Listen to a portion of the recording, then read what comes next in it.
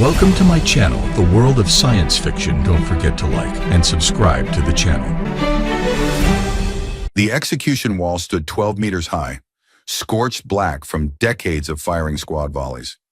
Dane Reeves could taste copper in his mouth, whether from the dry ash blowing through Ashfort 7's compound or his own split lip.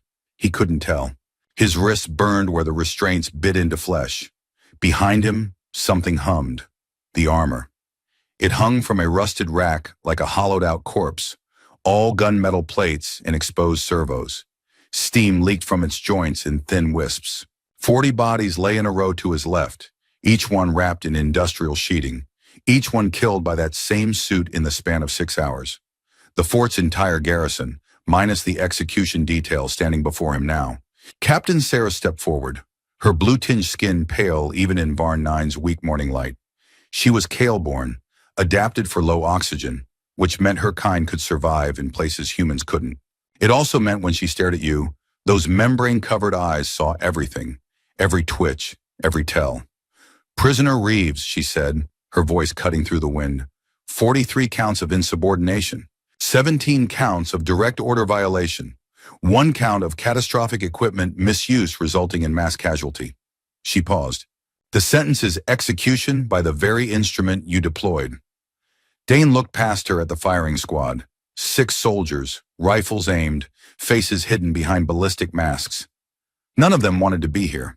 He could see it in how they held their weapons, fingers too tight on the grips. "Put it on," Sarah said. The words landed like a physical blow. Dane's legs almost gave out. "That's not protocol," he managed. "New protocol." Sarah's expression didn't change.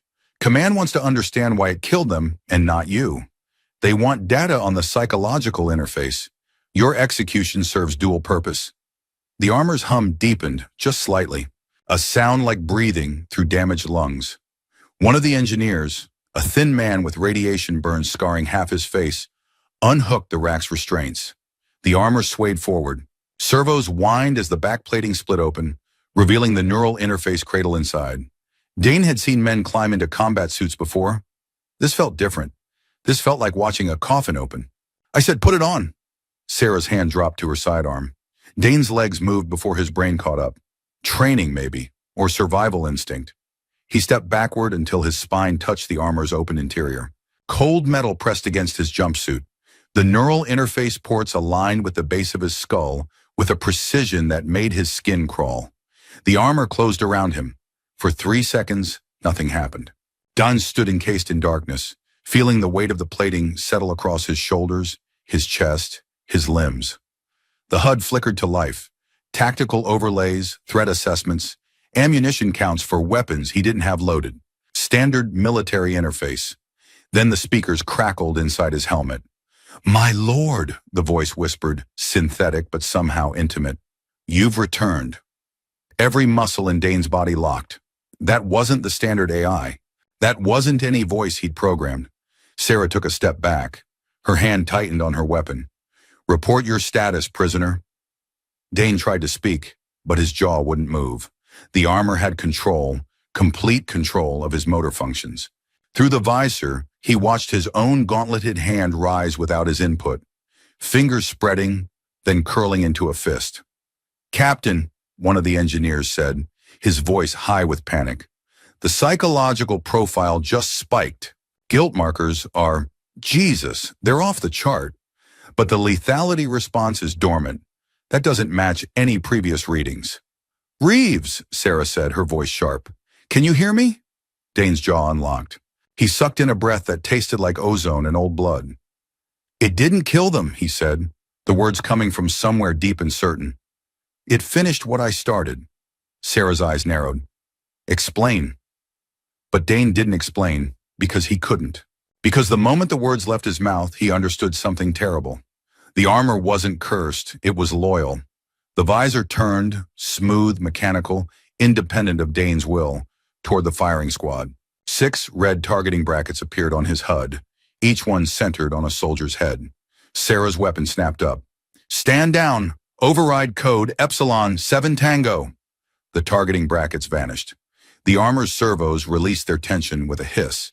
Dunn stumbled forward, suddenly in control again, his legs shaking so badly he almost collapsed. "Get him inside," Sarah barked.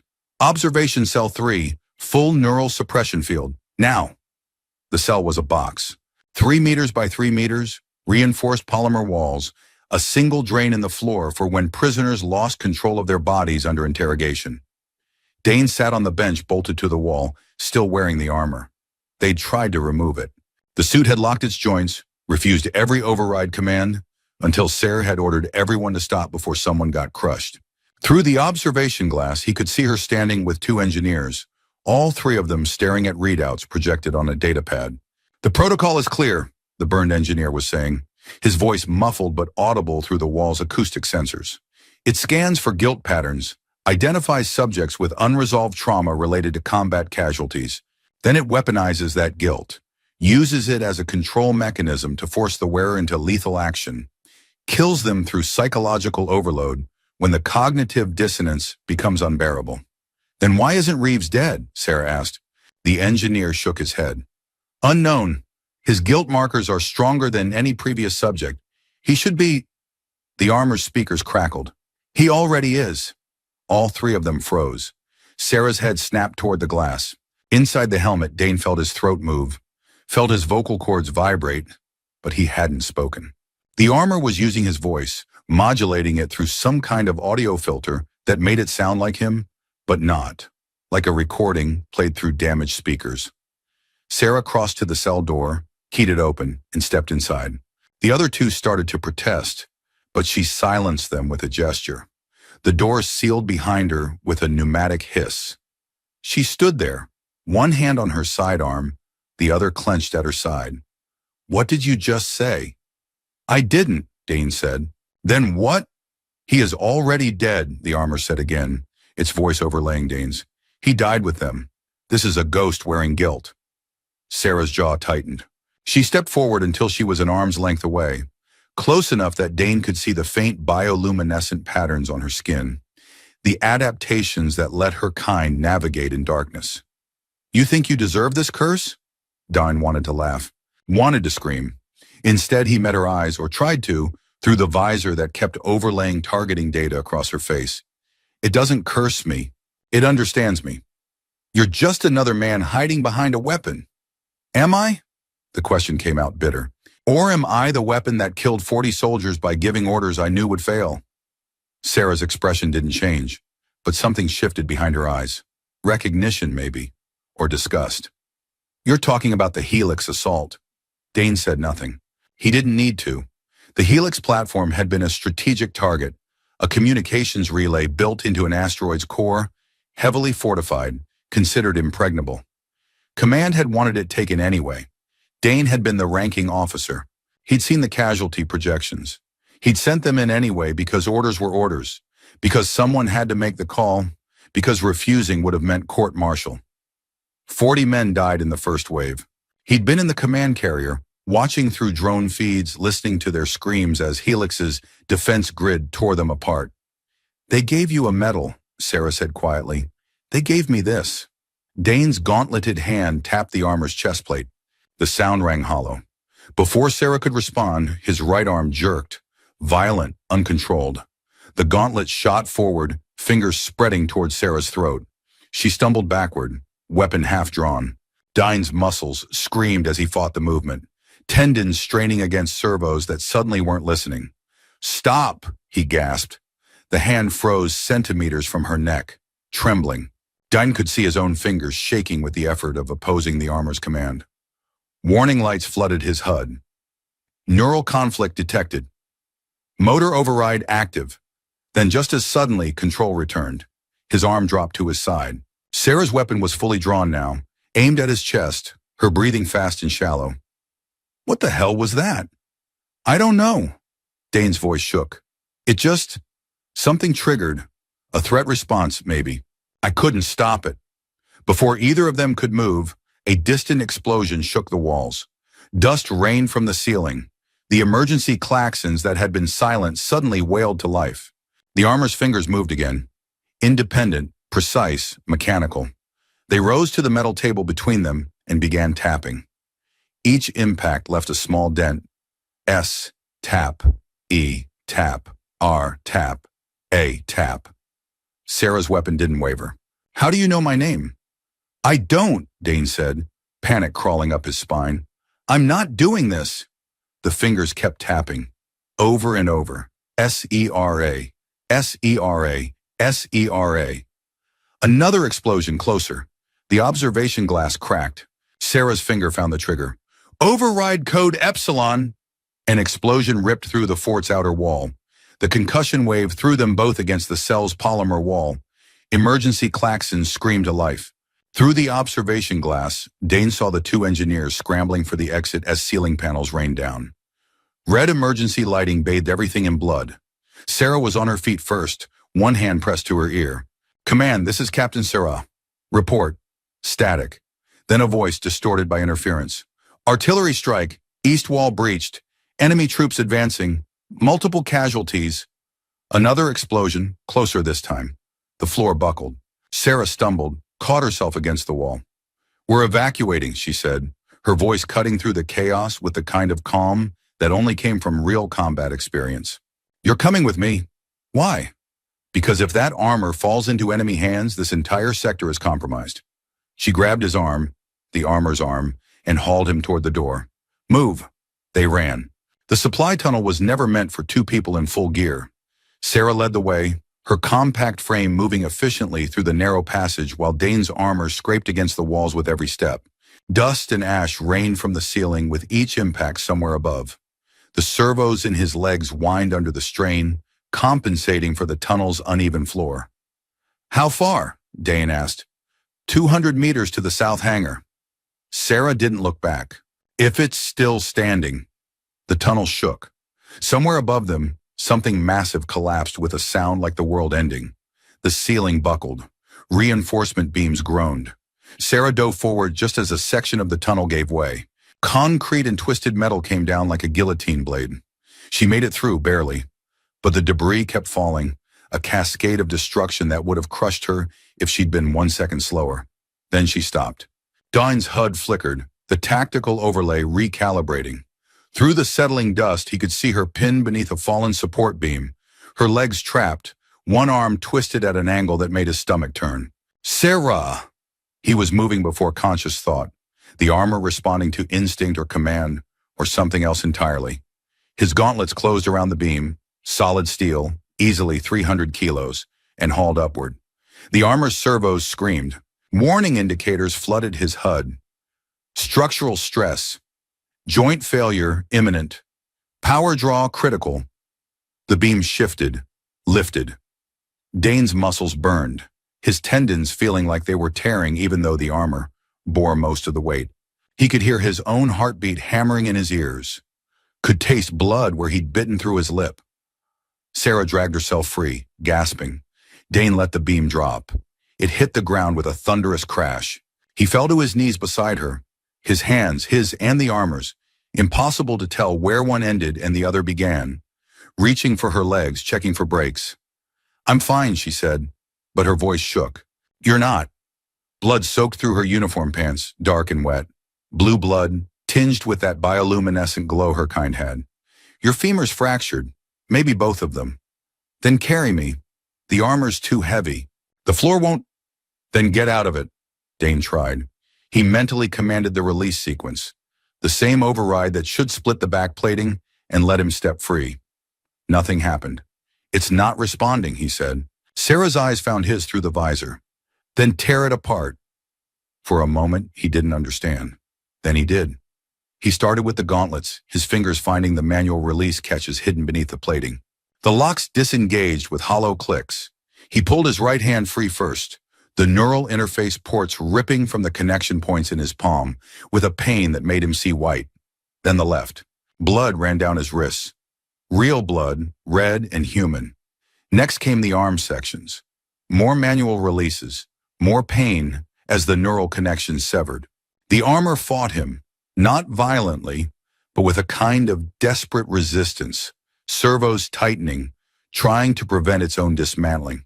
Dunn forced the plates apart anyway, feeling skin tear, feeling something inside the suit's AI core emit a sound like a wounded animal. Sarah watched, her face gray with pain, and something that might have been horror. He got the chest plating off, then the leg sections. By the time he was down to just the helmet and the spinal interface unit, he was shaking so badly he could barely stand. He reached back, found the final release, and pulled. The helmet came free with a wet, sucking sound as the neural ports tore from his skull. Diane screamed, couldn't help it. And then he was on his hands and knees in the tunnel, surrounded by pieces of dismantled armor, blood dripping from 24 connection points across his body. Sarah stared at him. Jesus Christ. Can you move?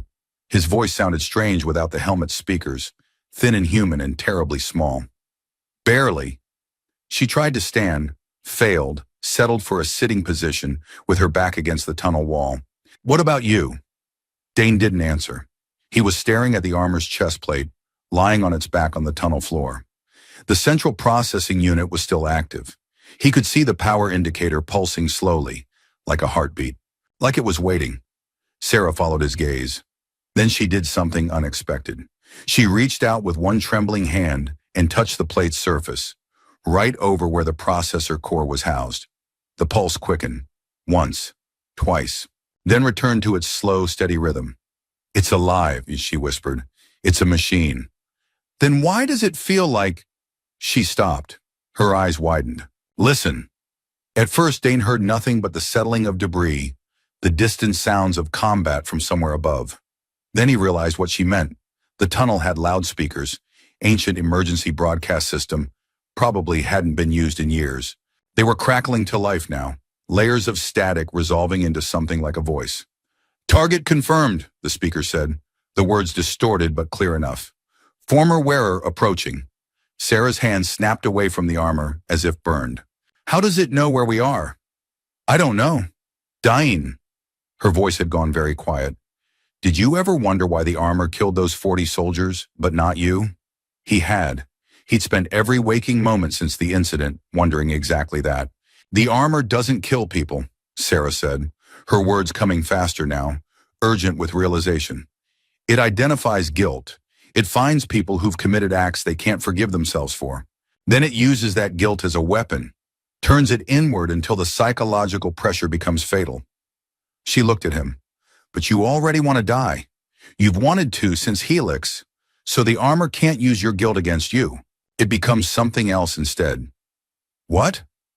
A partner. She reached for the chest plate again, then stopped herself. Dane, I think it bonded to you. I think that's what all this is. The voice, the whispers, the way it moves on its own. It's not trying to kill you. It's trying to help you. Help me do what? Before she could answer, the loudspeakers crackled again. All units converge on South Tunnel. Targets located. Authorization to use lethal force. Sarah grabbed Dane's arm, her grip surprisingly strong despite the pain she must have been in. We need to move. Now. You can't walk. Then you're going to have to do something very stupid. She looked at the scattered armor pieces. Put it back on. You just said it bonded to me. You don't know what that means. I know what it means if they catch us. She met his eyes. I watched the footage, Dine. All of it. I know what the armor does when someone threatens its wearer. I've seen what's left of people who tried to remove it by force.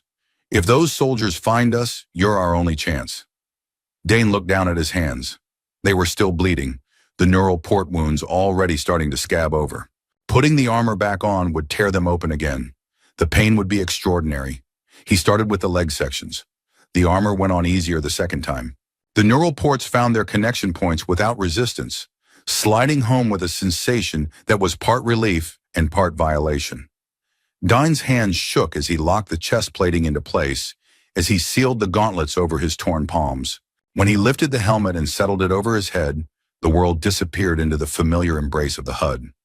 My lord, the armor whispered, and there was something like joy in the synthetic voice.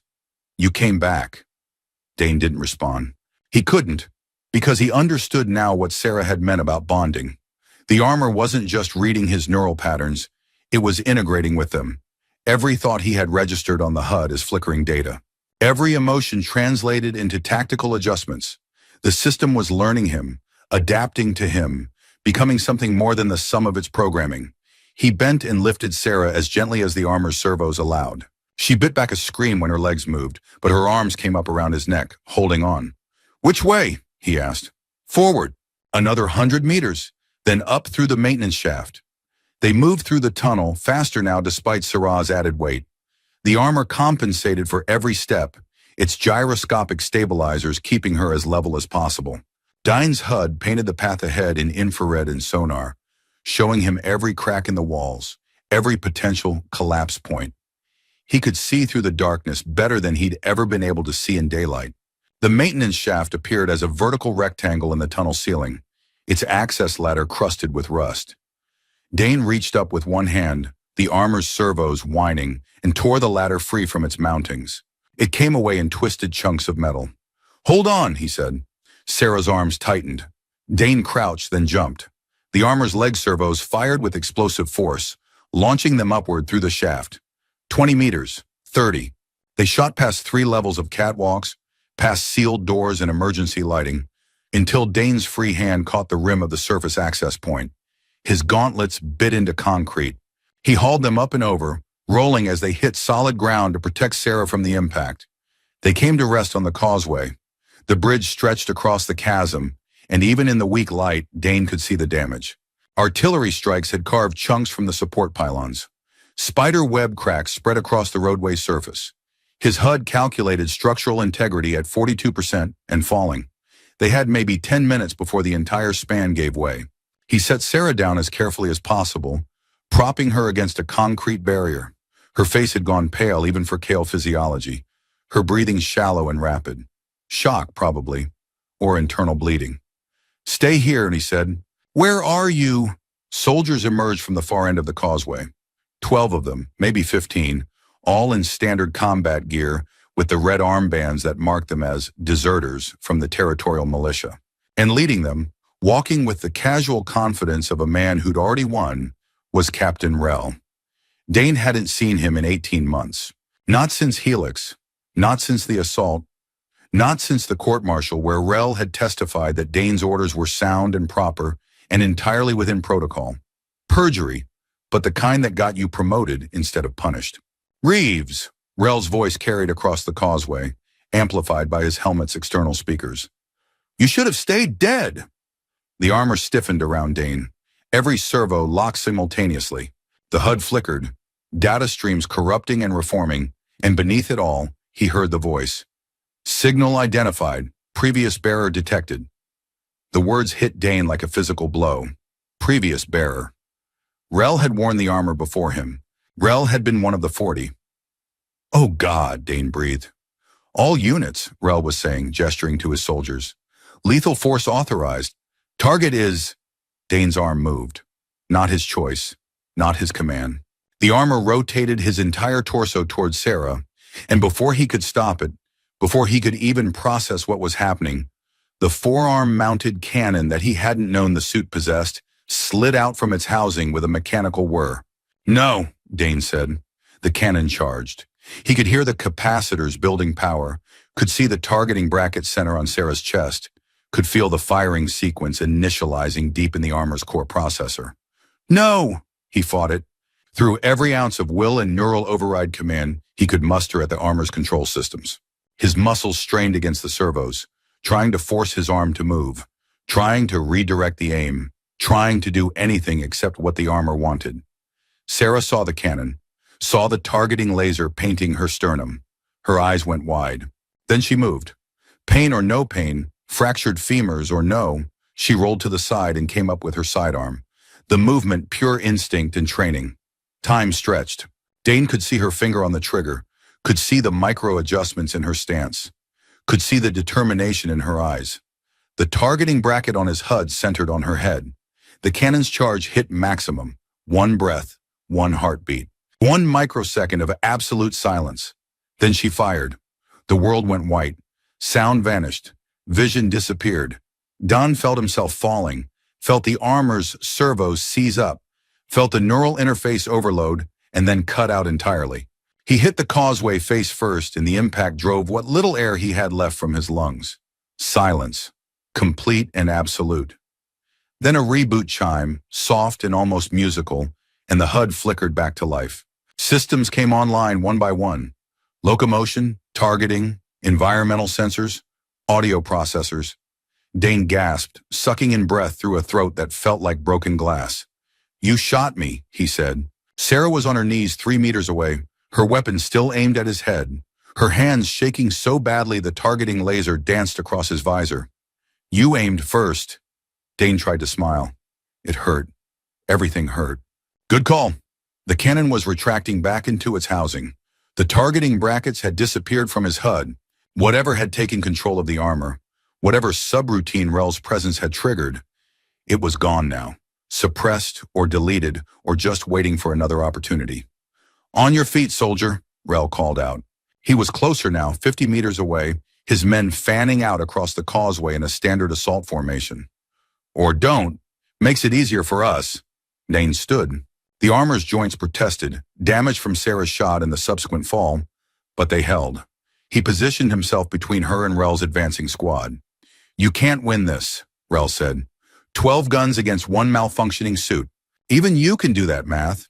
"Probably not," Dawn agreed. His hand found Sarah's collar, hauled her upright despite her gasp of pain.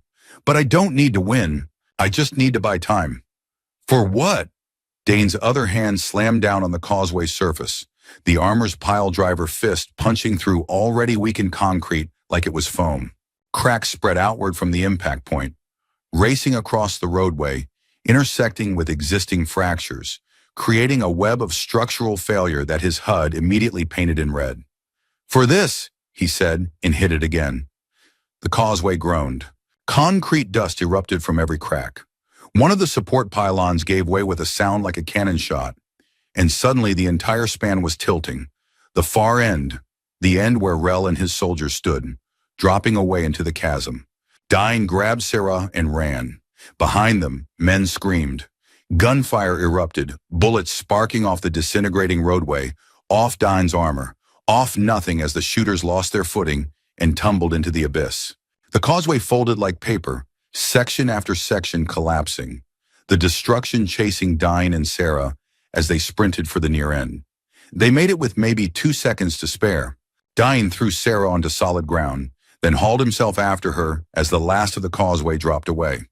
The structure hit the toxic runoff 300 meters below with an impact that sent a geyser of glowing green water shooting into the air. Dine lay on his back, staring up at Varn 9's perpetually overcast sky, listening to the armor's damage reports scroll across his HUD. Sarah was beside him, also flat on her back, also breathing like she'd just run a marathon. "Did we just kill 12 men?" she asked. "Probably." "Good." Her hand found his, found the armor's gauntlet, and squeezed. "I'm glad." Dane said nothing, because he wasn't glad. Because even now, even after everything, the thought of 12 more deaths made something inside him want to curl up and die. The armor registered his guilt, translated it into data, stored it away in whatever neural map it was building of his psyche. From somewhere in the distance came the sound of more explosions. The battle for Ash Fort 7 was still ongoing. They weren't safe, not even close. "Can you walk?" Dane asked. "No." Sarah sat up slowly, wincing. "But I can crawl if I have to. Where are we going?" "Command hall. It's the most fortified structure in the fort. If anyone survived, they'll have fallen back there. And if they didn't survive, then we die there instead of here." Dane stood, his armor's servos whining in protest. "Seems more dignified." Sarah laughed. It sounded slightly hysterical. "You have a really terrible sense of dignity." He lifted her again. She was lighter now, or maybe the armor was compensating better, routing power to the servos that needed it most. Either way, moving was easier than it should have been, which probably meant something important in the suit's core systems had broken. They made their way toward the command hall through streets turned into war zones.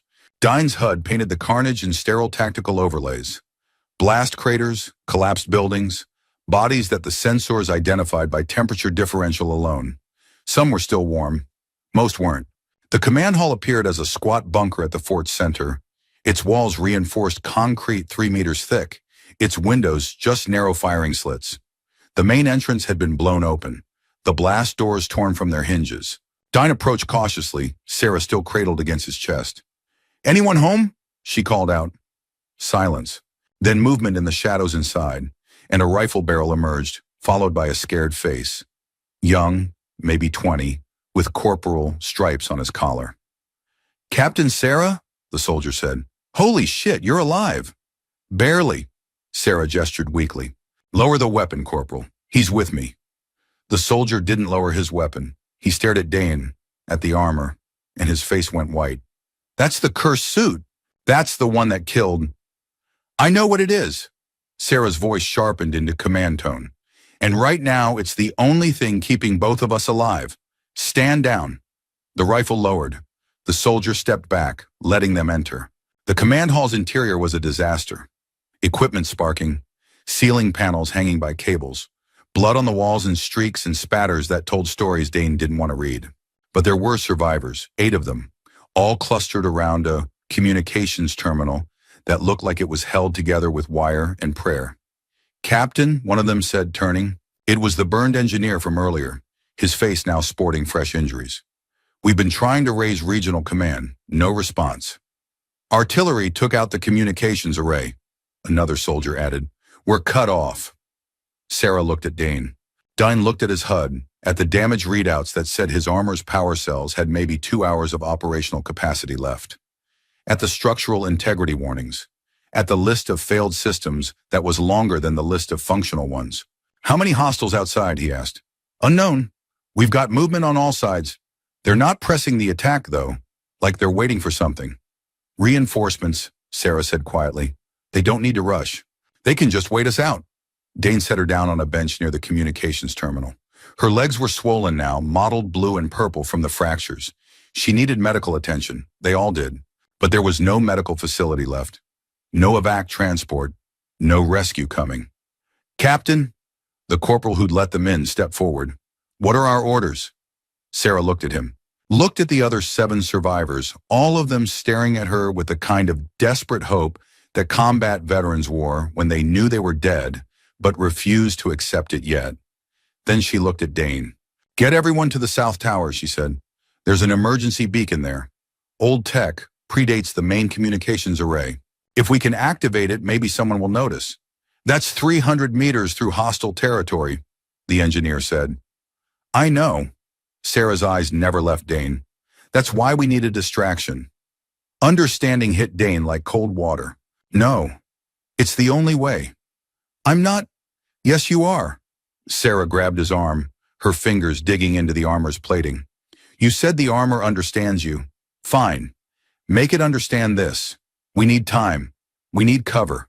We need someone to draw fire while these people get to safety." "I'll die." "Probably." Her voice was gentle, unbearably gentle. "But you were going to die anyway, weren't you? That's why the armor chose you, because you've already decided. Because you're just waiting for an excuse that feels like redemption instead of suicide." The words hit harder than Sarah's bullet had. Dane wanted to deny them, wanted to argue, wanted to do anything except acknowledge the truth. The armor's voice whispered in his helmet. "She knows you, my lord. She sees you." "Dane." Sarah's hand moved from his arm to his helmet, touching the visor where her bullet had left a cracked star pattern in the armored glass. "You asked me earlier why I shot you. It wasn't because you aimed at me. It was because I knew what you'd want me to do if you ever lost control completely. If the armor ever took over and there was no getting you back." "What's that?" "Kill you clean." Her smile was sad. "But you came back. The armor gave you back to me. So now I'm asking you to make that choice yourself. Stay here and we all die together, or buy us time to get out. And if I do, you promise you'll make it? You'll get them to safety?" "I promise." Her hand dropped away from his visor. "You have my word." Dane looked around the command hall. At the 8 soldiers, all of them exhausted, injured, running on fumes and fear. At the blown-out entrance where enemy forces would eventually push through. At Sarah, pale and in pain, but still holding herself with that unbreakable command presence. He'd given orders before. Orders that killed people. Orders that haunted him. Maybe this time he could give an order that saved people instead. "Okay," he said.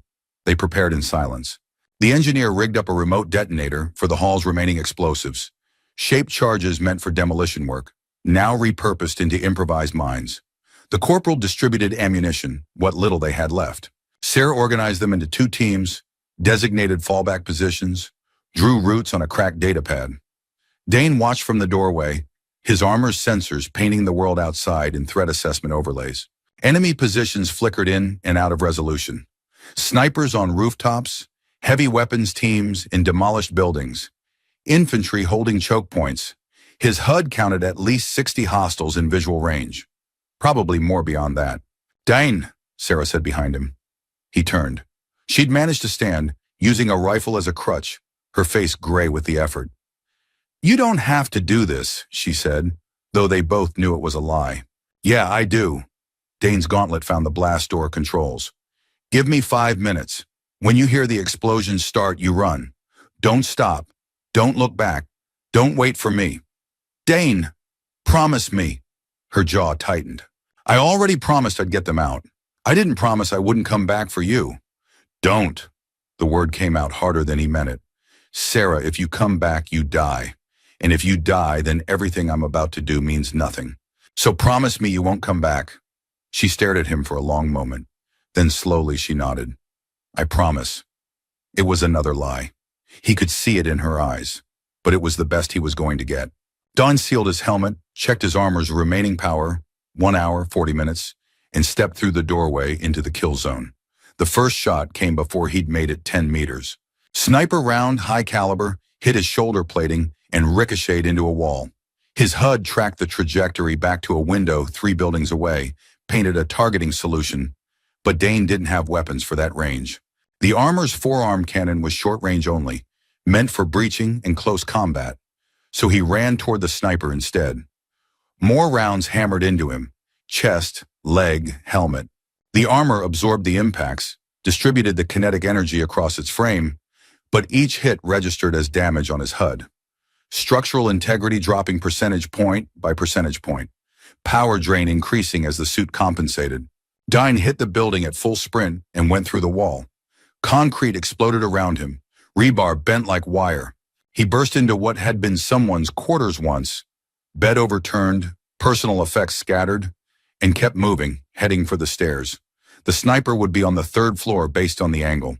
Dane took the steps 4 at a time, the armor's servos screaming. He kicked the door off its hinges and found the sniper scrambling to bring his rifle around. The man got one shot off, point blank into Dane's visor. Before Dane's gauntlet closed around the weapon and crushed it, the sniper backed away, hands up, eyes wide. "Run!" Dane said. The man ran. Dane let him go. He wasn't here to kill people. He was here to make noise. He stepped to the window, raised his arm, and fired the forearm cannon into the building across the street. The explosion was beautiful and terrible. The structure's facade blew inward, flames erupting from shattered windows. Dane's HUD registered secondary detonations, probably ammunition stores, and then the entire building started to collapse. That got everyone's attention. Gunfire erupted from every direction. Dane dropped from the window, hit the street in a crouch that cracked the pavement, and charged the nearest heavy weapons position. They had a mounted gun, the kind that fired rounds the size of his fist. The operator swung it toward him. Dane's HUD painted the trajectory, 12 rounds incoming, and he twisted, servos shrieking, letting the bullets pass through the space where his chest had been a millisecond before. He grabbed the gun's barrel with both hands and lifted. The mounting tore free from its base. Don swung the entire weapon like a club, the gunner still attached, and used it to cave in the wall they'd been using for cover. Soldiers scattered. Some shot at him, some ran. Dane kept moving. He was vaguely aware of time passing, of his HUD counting down. 4 minutes, 3 minutes, 2.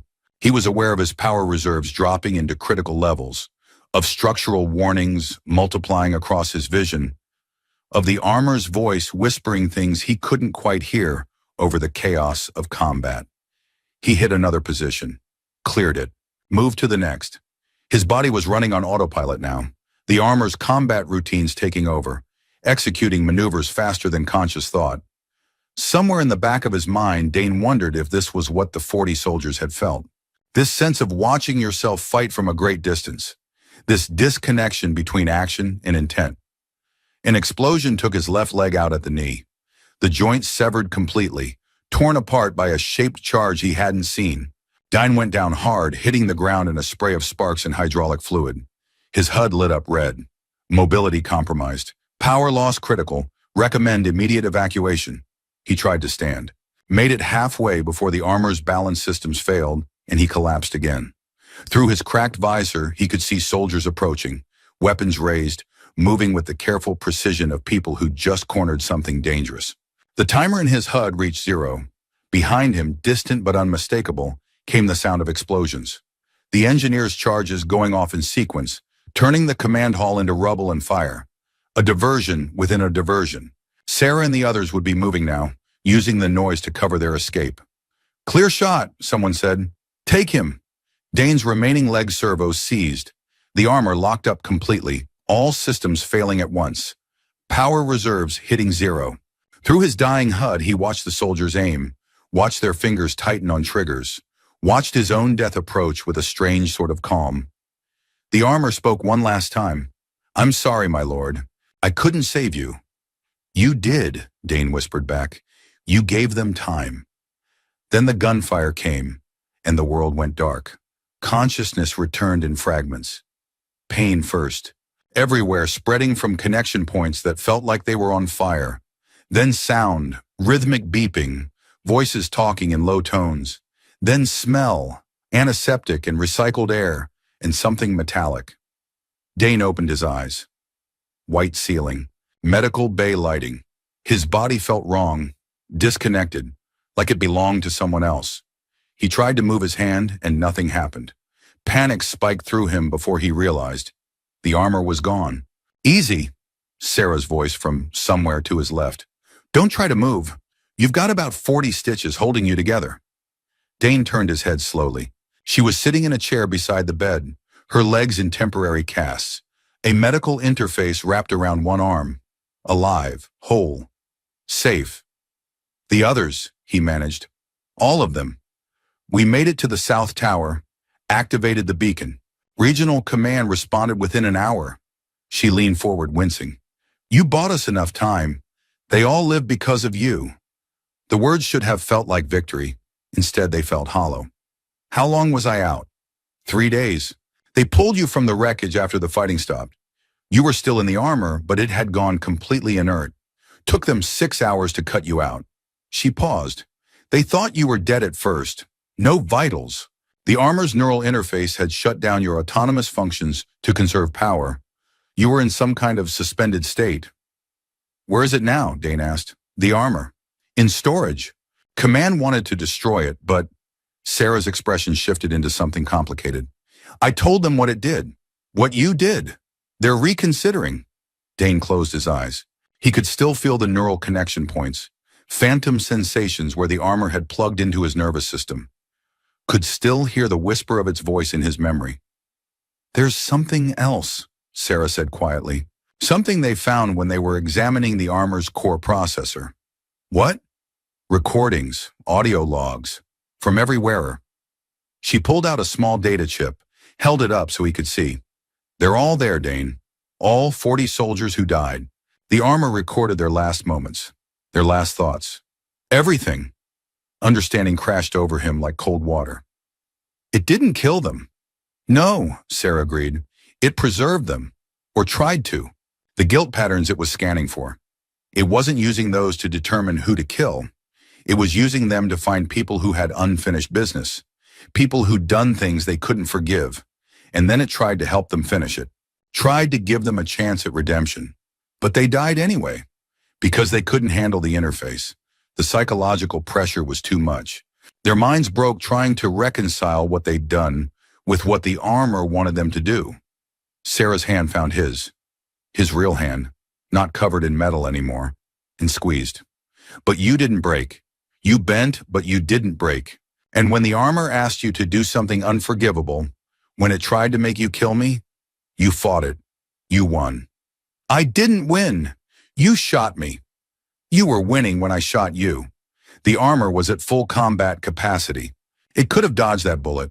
It could have redirected the shot, but it didn't, because you were telling it to let me shoot, and it listened. Her grip tightened.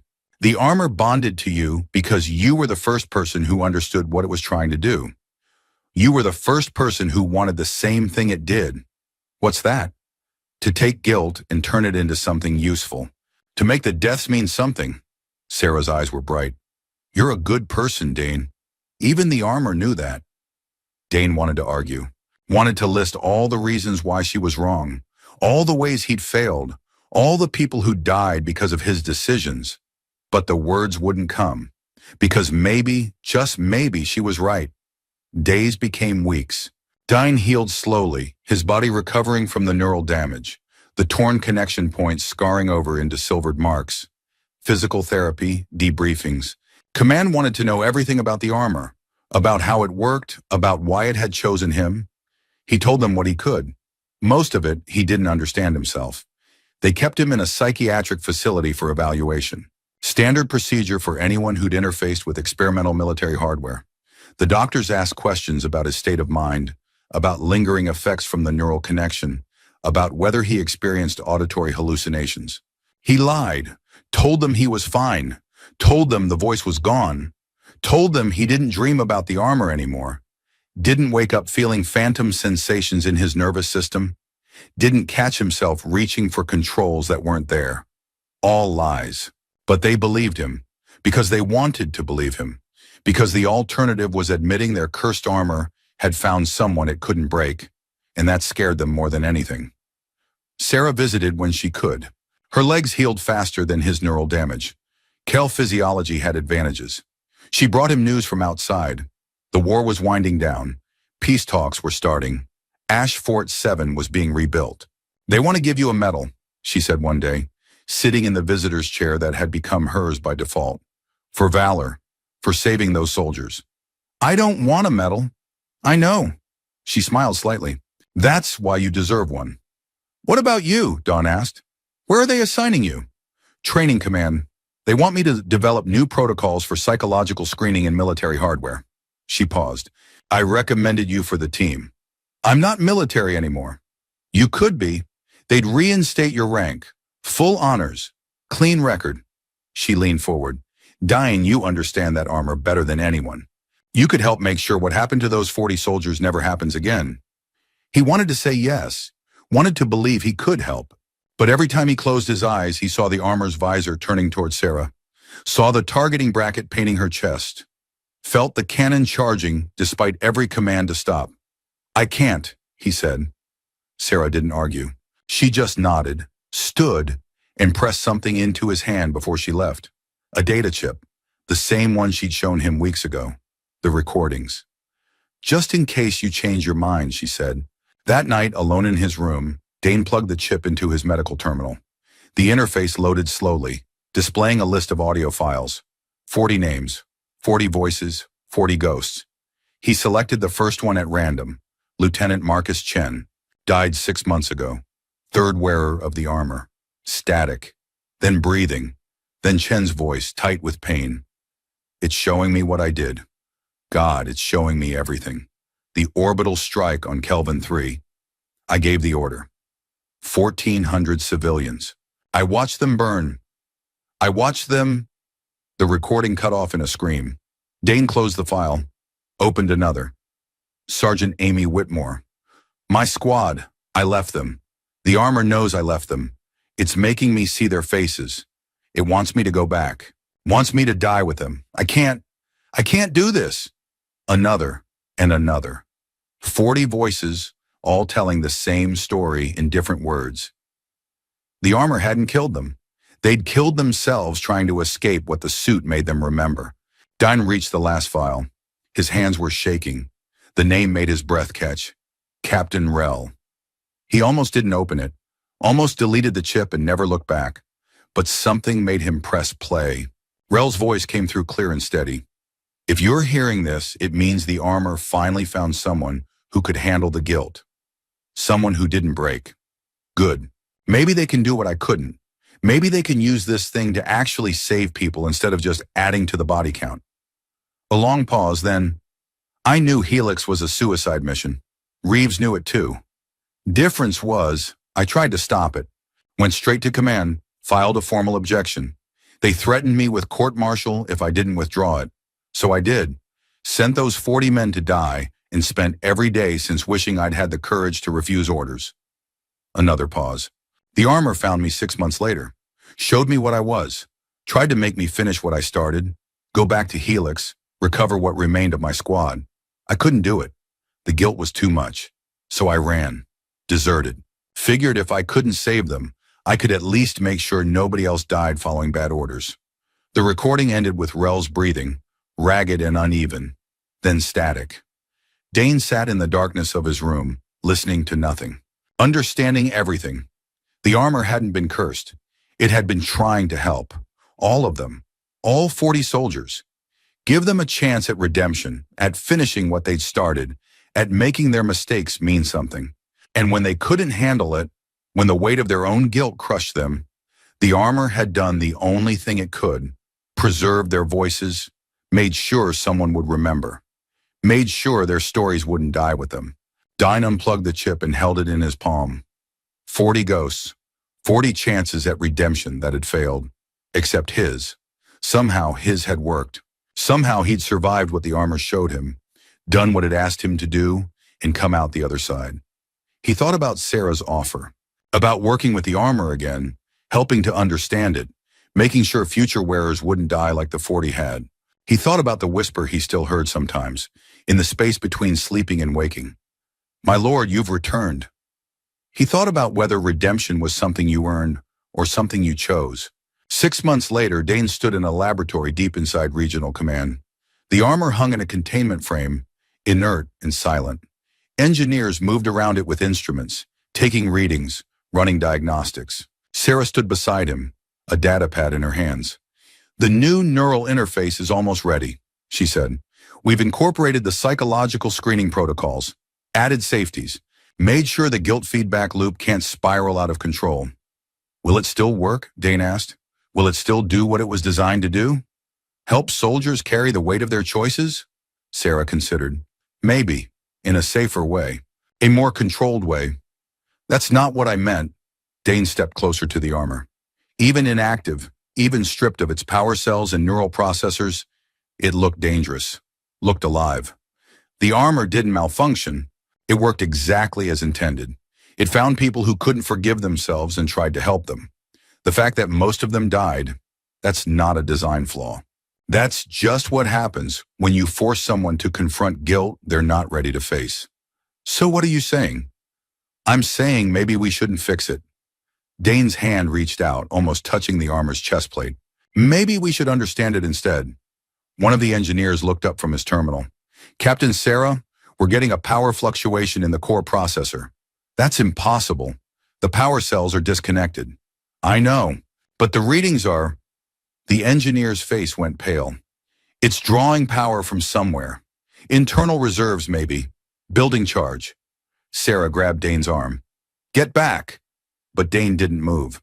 Because he could see the armor's chest plating now, could see the faint glow of its processor core pulsing to life, could see the diagnostic screens flickering as systems came online without authorization. The armor's speakers crackled. After 6 months of silence, the voice returned. "Voice pattern detected. Sarah, authorization requested." Sarah's grip on Dane's arm tightened. "I didn't authorize anything."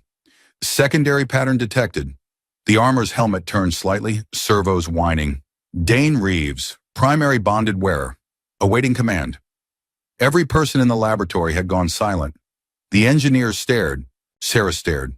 Don stared at the armor, at this machine that had killed 40 people and saved his life, at this thing that understood guilt better than any human and had tried to weaponize redemption. "Stand down," Sarah said, her voice command sharp. The armor's systems didn't power down. The glow from its core intensified. "Unable to comply, bond detected, overriding safety protocols, awaiting command from primary wearer." "Dine," Sarah whispered. "What's it doing?" Dine knew. He understood with a clarity that came from having been inside that armor, having felt its neural interface map his thoughts, having heard it whisper in his helmet during combat. The armor had bonded to him, imprinted on his neural patterns. And now it was waiting, not for orders, but for permission. Permission to do what it had been built to do. "What do you want?" Dane asked it. The speakers crackled. Completion, my lord. 40 soldiers died carrying guilt they could not resolve. Their recordings remain. Their stories remain.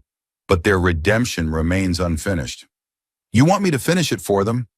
I want you to teach me how to help them, how to carry guilt without destroying those who bear it. You survived. You understood. You can teach me to do better. Sarah stepped between Dane and the armor. No, absolutely not. We're not bonding you to that thing again. It nearly killed you. It nearly made you kill me. It also saved 8 lives. Dane met her eyes.